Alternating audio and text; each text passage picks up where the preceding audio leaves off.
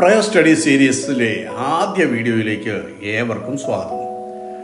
ഒരു 5 വയസ്സുകാരൻ എല്ലാ ദിവസവും സ്കൂളിൽ നിന്നും വീട്ടിലെത്തുമ്പോൾ വിശപ്പുണ്ടെങ്കിലും ക്ഷീണമുണ്ടെങ്കിലും സങ്കടമുണ്ടെങ്കിലും സന്തോഷമാണെങ്കിലും ആദ്യം അവൻ്റെ അച്ഛൻ്റെ അടുക്കൽ ഓടിച്ചെന്ന് അന്നത്തെ വിശേഷങ്ങൾ മുഴുവൻ പങ്കുവയ്ക്കും. എന്നിട്ടേ അവൻ യൂണിഫോം പോലും മാറുകയുള്ളൂ. എന്തുകൊണ്ടാണ് ഈ കുട്ടി ഇങ്ങനെ ചെയ്യുന്നത്? ആ അച്ഛനും മകനും തമ്മിൽ ഒരു ആത്മബന്ധമുണ്ട്. എനിക്ക് വേണ്ടി പ്രാർത്ഥിക്കണേ, കുടുംബത്തിന് വേണ്ടി പ്രാർത്ഥിക്കണേ എന്നൊക്കെ പലരും നമ്മളോട് പറയാറുണ്ട്. ഒരുപക്ഷെ പ്രാർത്ഥിക്കണമേ എന്ന് പറയുന്ന വ്യക്തിയോ അല്ലെങ്കിൽ പ്രാർത്ഥിക്കാമെന്ന് ഏൽക്കുന്ന വ്യക്തിയോ ഇവർക്ക് ആദ്യം ചില പ്രാർത്ഥനയെക്കുറിച്ച് വ്യക്തമായി അറിയണമെന്നില്ല. പ്രാർത്ഥന എന്താണെന്ന് അറിയണമെന്നില്ല. അതുകൊണ്ട് പ്രാർത്ഥന എന്താണ് എന്ന് നാം ആദ്യം ചിന്തിക്കാം. മനുഷ്യൻ ദൈവത്തോട് നടത്തുന്ന ജീവനുള്ള സംഭാഷണമാണ് പ്രാർത്ഥന. അത് ചത്തതല്ല, ജീവനുള്ളതാണ്. പ്രാർത്ഥന വെറും അപേക്ഷ സമർപ്പണമല്ല.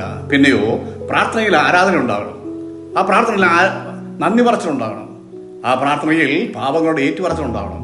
ആ പ്രാർത്ഥനയിൽ ദൈവഹിതം അന്വേഷിക്കണം. ആ പ്രാർത്ഥനയിൽ ദൈവത്തിന്റെ ശബ്ദത്തിനായി ഹൃദയം തുറക്കണം. അതായത് പ്രാർത്ഥന മനുഷ്യൻ ദൈവത്തോട് നടത്തുന്ന ജീവനുള്ള സംഭാഷണമാണ്. ഇതൊരു മതത്തിന്റെ ചടങ്ങല്ല, ആചാരവും. യേശുക്രിസ്തു പറഞ്ഞു, സ്വർഗ്ഗസ്ഥനായ പിതാവേ എന്ന് വിളിച്ചുകൊണ്ട് പ്രാർത്ഥന ആരംഭിക്കാൻ. മത്തായിയുടെ സുവിശേഷം 6-9 വാക്യം. അതിനർത്ഥം പ്രാർത്ഥന ഭയത്തിൽ നിന്നോ ഉണ്ടാവേണ്ടതല്ല, ഭയത്തിന്റെ ഭാഷയുമല്ല. അത് സ്നേഹത്തിന്റെ ഭാഷയാണ്, ആ ആത്മബന്ധത്തിന്റെ ഭാഷയാണ്.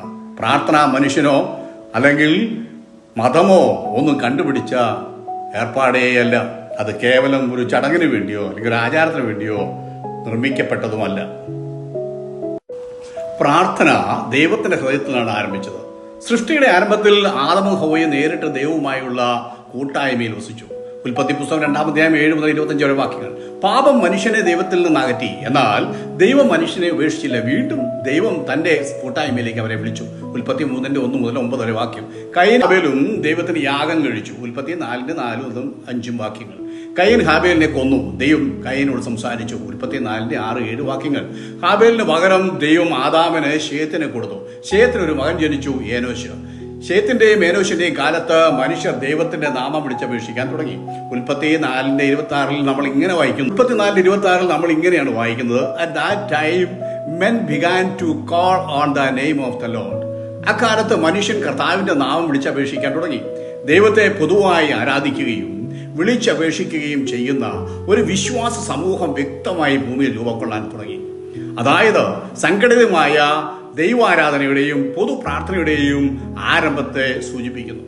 ഒരു ജനവിഭാഗം അവർ തിരിഞ്ഞ് അറിയപ്പെടാനായിട്ട് തുടങ്ങി.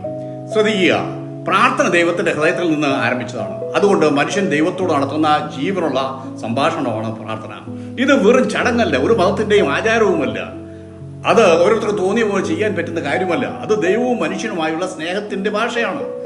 ഇത്രയും കാലം നീ ഇത് മനസ്സിലാക്കിയിട്ട് തന്നെയാണോ പ്രാർത്ഥിച്ചത്? ഇന്നു മുതൽ ശരിയായി പ്രാർത്ഥിക്കുന്ന വ്യക്തിയായി നീ തീരുക. എന്നോട് ചേർന്ന് പ്രാർത്ഥിക്കാമോ?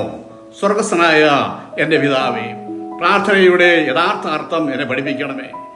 ആവശ്യങ്ങളുടെ സമയത്ത് മാത്രമല്ല, എല്ലാ ദിവസവും അങ്ങയോടൊപ്പം നടക്കുകയും സംസാരിക്കുകയും ചെയ്യുന്ന മകനായി മകളായി എന്നെ സഹായിക്കണമേ. എൻ്റെ ഹൃദയത്തെ അങ്ങയുടെ സന്നിധിയിലേക്ക് ഞാൻ സമർപ്പിക്കുന്നു. എൻ്റെ ആത്മീയവും മാനസികവും ശാരീരികവുമായ എല്ലാ വിഷയങ്ങളും പരിഹരിച്ചിരണമേ. യേശുക്രിസ്തുവിന്റെ നാമത്തിൽ അപേക്ഷിക്കുന്നു, കേൾക്കണം പിതാവേ, ആമേൻ. ഈ ചാനൽ നിങ്ങൾ ഫോളോ ചെയ്ത്, ലൈക്ക് ചെയ്ത്, ഷെയർ ചെയ്യുക. അഭിപ്രായങ്ങളും പ്രാർത്ഥനാ വിഷയങ്ങളും നിങ്ങൾ കമന്റ് ബോക്സിൽ പോസ്റ്റ് ചെയ്യുക. 2ാം ഭാഗവുമായി വരുന്നതുവരെ കർത്താവ് നമ്മളേവരെയും അനുഗ്രഹിക്കുമാറാകട്ടെ.